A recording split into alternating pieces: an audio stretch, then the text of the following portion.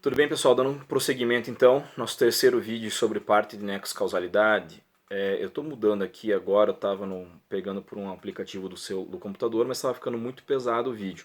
Vamos ver se por essa câmera agora aqui fica um pouco mais fácil. Se o som estiver muito ruim, eu refaço com vocês para evitar problema. Então assim, nós paramos falando então no último vídeo sobre as concausas absolutamente independentes e as relativamente independentes. Como eu disse para vocês, as concausas absolutamente independentes, elas representam para nós rompimentos absolutos de nexo causal. Elas podem ser de três formas. Elas podem ser pré-existentes, concomitantes e supervenientes. Repetindo, pré-existentes, concomitantes ou supervenientes. O que é uma pré-existente? Que ela já existia, a primeira causa já existia antes de ocorrer a segunda. Concomitante, que as duas causas acontecem ao mesmo tempo. E superveniente, que a causa principal acontece depois da existência de outra.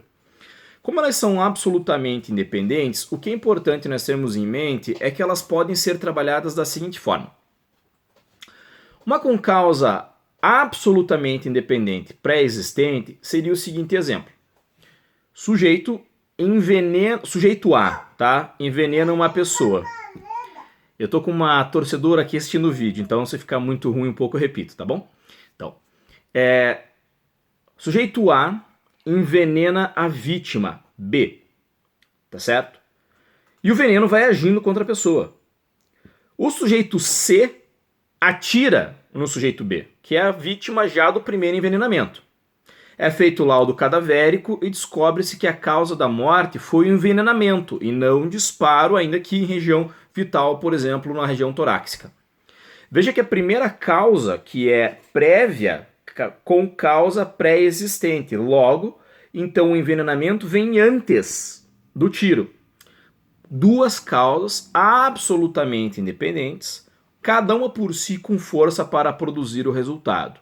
Logo, neste caso, nós temos que o agente que envenenou, que deu a causa morte, responde por homicídio consumado, e a pessoa que respondeu pelo disparo, fez o disparo, vai responder por tentado, porque não consumou.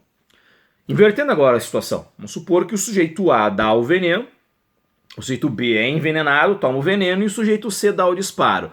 Mas dá um disparo no meio da cabeça, ou seja, o que mata é o disparo e não o envenenamento. Observa que o disparo é uma concausa superveniente, ela é posterior. Então, nesse caso, o sujeito do envenenamento responde por tentativa e o sujeito do disparo responde por consumado. Situação meramente acadêmica existe quando estamos diante de duas concausas absolutamente independentes, concomitantes. Quando que acontece isso, professor? Raríssimos exemplos. O único talvez que tenha academicamente para a gente poder falar seja o da chamada autoria colateral. O que é autoria colateral? Vamos supor que fica lá sujeito A escondido atrás de uma árvore, de um muro, sujeito C escondido atrás de uma árvore de outro muro, A e C sem saber um do outro, porque se souberem um do outro estão em unidade de desígnios, aí respondem juntos.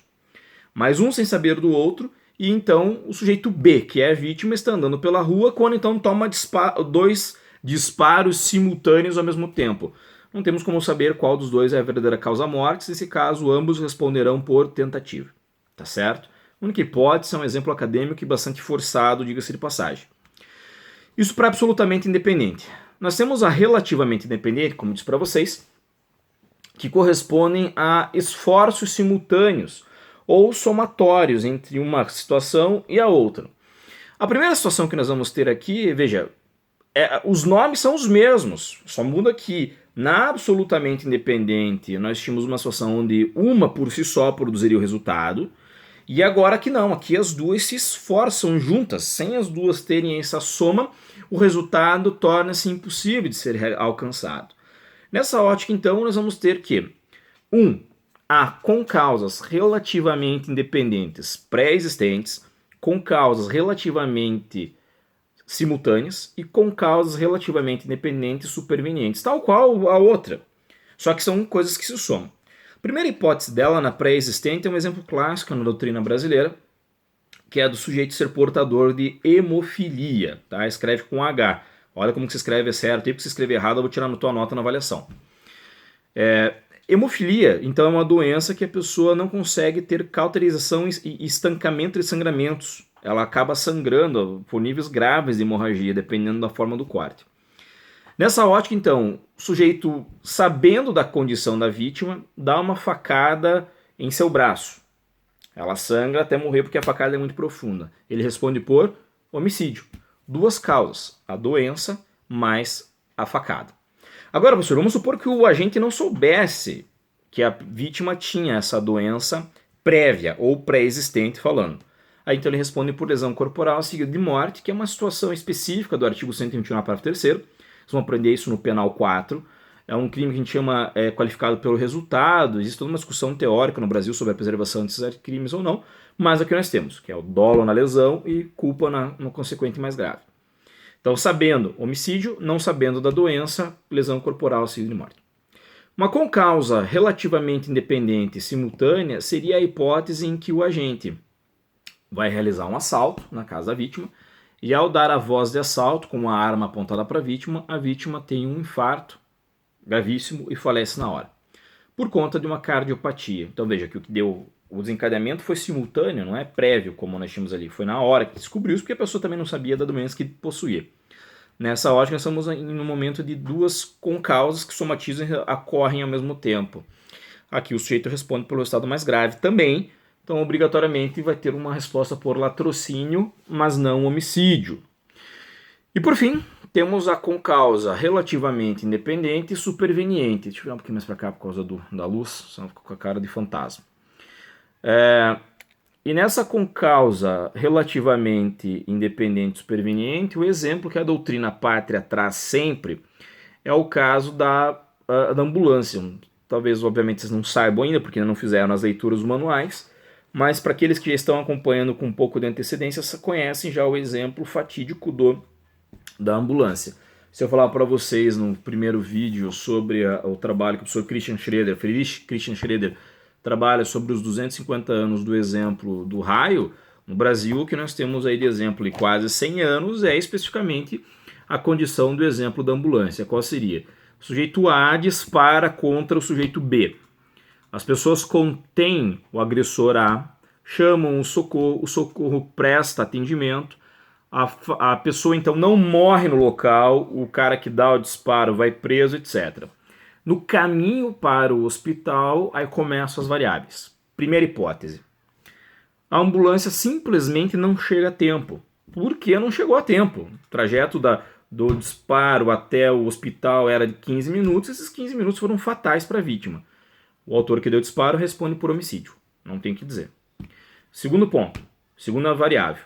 A pessoa deu o disparo, o atendimento da ambulância vai até o hospital, mas durante o trajeto sofre um acidente, bate a ambulância, a vítima é arremessada para fora da ambulância, bate a cabeça e morre.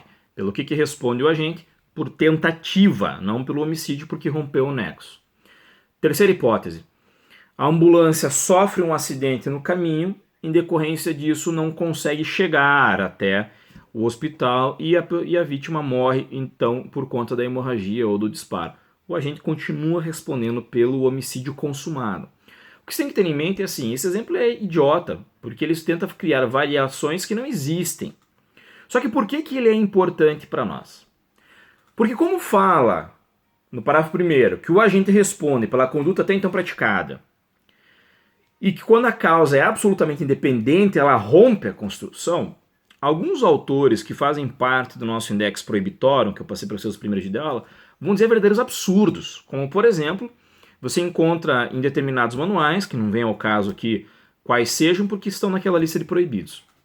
Mas um dos autores vai fazer o seguinte, ele vai ter a cara de pau de dizer que se uma pessoa sofre um tiro, vai para o hospital, no hospital, ela então deveria tomar medicamentos, não toma os medicamentos, e por conta de antibióticos ou determinados medicamentos para conter a infecção do disparo, ela não toma essas precauções.